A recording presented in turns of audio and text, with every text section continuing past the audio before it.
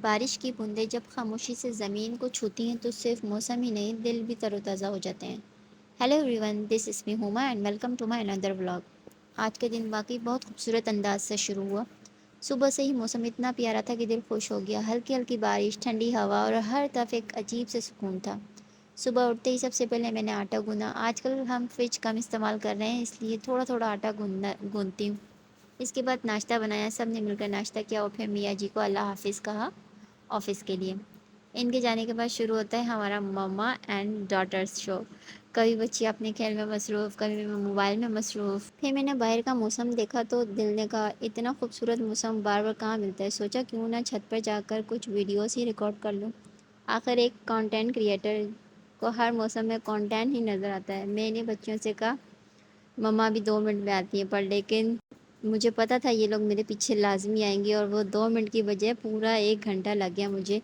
اور پھر ہم 1 گھنٹے کے بعد نیچے آئے تو اس کے بعد بچوں کو میں نے فریش کیا، فیڈ کروایا اور پھر سونے کے لیے لٹا دیا۔ آج اللہ کا شکر ہے دونوں ایک ہی وقت پر سو گئی۔ یقین مانے 2 بچوں کی ماں کے لیے کسی بونس سے کم نہیں ہوتا، کیونکہ اکثر ایک سوتی ہے دوسری جاگ جاتی ہے اور دوسری سوتی ہے تو پہلی اٹھ جاتی ہے، لیکن آج دونوں ساتھ سوئیں تو مجھے بھی سکون سے اپنا وقت مل گیا۔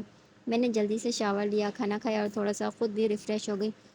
عصر کے بعد دونوں اٹھی اور میں نے انہیں سپارہ پڑھایا، پھر تھوڑی دیر ساتھ وقت گزارا۔ شام کو ان کے بابا کے آنے کا وقت ہو گیا تو میں نے سوچا بچوں کے لیے جلدی سے چپس بنا لیتی ہوں، ماشاءاللہ دونوں بہت شوق سے کھاتی ہیں، اور ہاں تھوڑے سے ان کے بابا کے لیے بھی بچا لیے۔ بابا آئے تو دونوں خوشی خوشی ان کے ساتھ دادوں کے گھر چلی گئی اور مجھے بھی ٹائم مل گیا۔ میں نے جلدی سے چنے ابالے اور پھر میں اسائنمنٹ لکھنے بیٹھ گئی۔ کچھ دیر بعد میاں جی واپس آئے نماز کے بعد۔ میں نے سوچا چلو آج ان سے تھوڑی سی مدد لے لیتی ہوں۔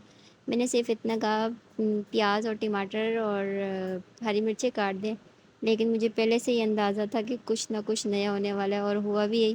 جناب نے پیاز، ٹماٹر اور آلو سب کچھ ایک ساتھ مکس کر دیا۔